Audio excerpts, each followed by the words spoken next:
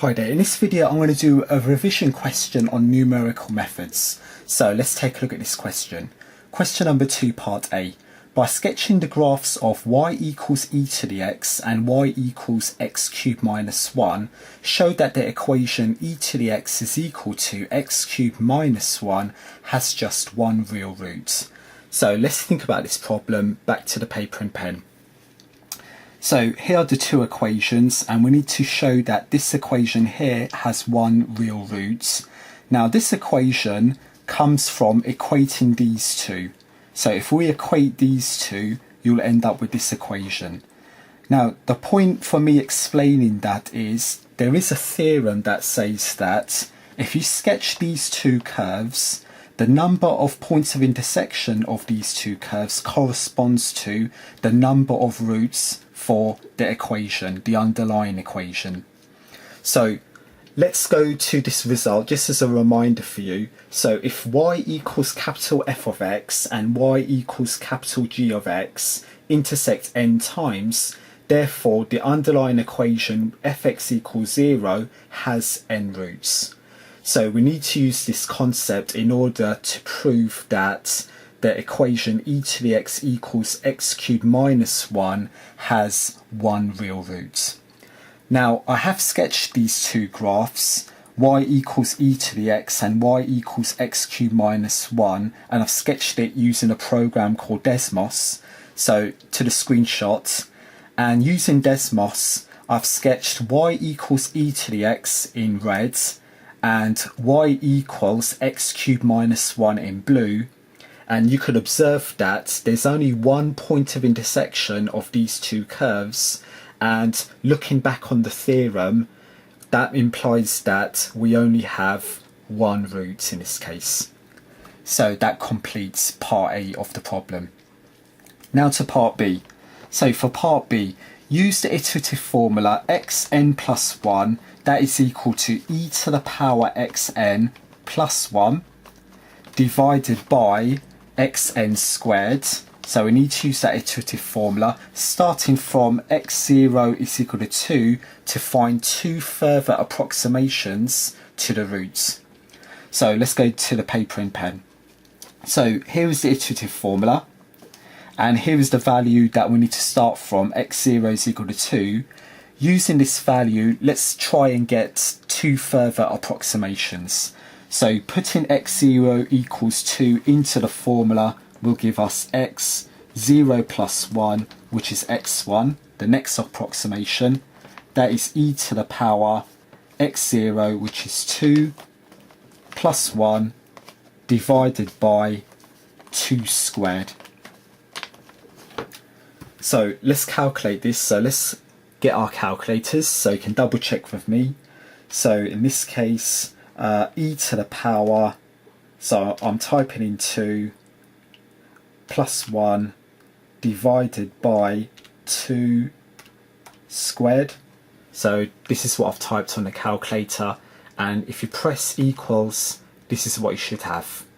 So let's jot down the value. So to 6 decimal places minimum, it's 2.09726, so 1, 2, 3, 4, 5, and one more decimal place, 4. So when we calculate the next approximation, use an answer to minimum 60p, or better still, use the whole answer on your calculator. And I'll show you how to use the whole answer when we calculate the next approximation. So back to the problem. To work out the next one, x2, we need to put x1 straight into the formula. So x1 plus 1, which is x2, that will be e to the power of x1 plus 1 divided by x1 squared. So provided that you haven't touched your calculator, so I haven't touched my calculator from the previous calculation, what you can do is you can press this back button. So in the Casio calculator, in most of them they'll have this back button. So if I press that back button, and if I go back to the 2, delete that 2, replace that by pressing ANS, so there's the ANS button, So if I replace that with an ANS and also do the same with the 2 on the bottom, so delete that 2, press the ANS, and if you press equals, you should have the next value. So the next value, as you can see, is, and let's write it to 6 decimal places minimum, 2.07885, so 1, 2, 3, 4, 5 and 1. So that is the answer to 6 decimal places minimum. Now if we go back to the question did say find 2 further approximations to this root, and if we go back to the paper and pen, I found my approximations. So here are my approximations to the root, my 2 further approximations, x1 and x2. So part B is complete. Now, going back to the screenshot, so we have a part C. So part C reads, show that the root is 2.081 correct to 3 decimal places. So let me show you how to do this. Let's get back to the paper and pen. Now, in order to prove that this is the root to 3 decimal places, we need to use the change of sign rule. So in order to apply the change of sign rule, we need to take an interval. So I'm going to consider the interval. So I'm going to consider an x value which is less than 2.081 and the next value which is greater than 2.081. So I'm going to take an x value less than this. So let me take 2.0805. And let me also take an x value greater than this. So let me take x is equal to 2.0815. So take an x value less than this value and take an x value greater than this value given. Now with the change of sign rule, now if we go back to the screenshot, remember the equation, it's e to the x is equal to x cubed minus 1. So back to the paper and pen, let's jot down that e to the x is equal to x cubed minus 1. Now with the change of sign rule, we need to rearrange this equation so that we have fx equals 0. So let me rearrange this equation to give me an equation of the type fx equals 0. So it's as simple as taking these 2 terms to one side, giving us e to the x minus x cubed plus 1, which is 0. So this is what we have when rearranged. So this term on the left hand side is our f of x. So let me make a note that the f of x here is e to the x minus x cubed plus 1. So we need to know f of x. And the change of sign rule states that if we calculate f of the values given in the interval, so if we calculate f of 2.0805 and f of 2.0815, and if a sign change happens, so if there's a sign change which is apparent, that implies that a root exists within our given interval.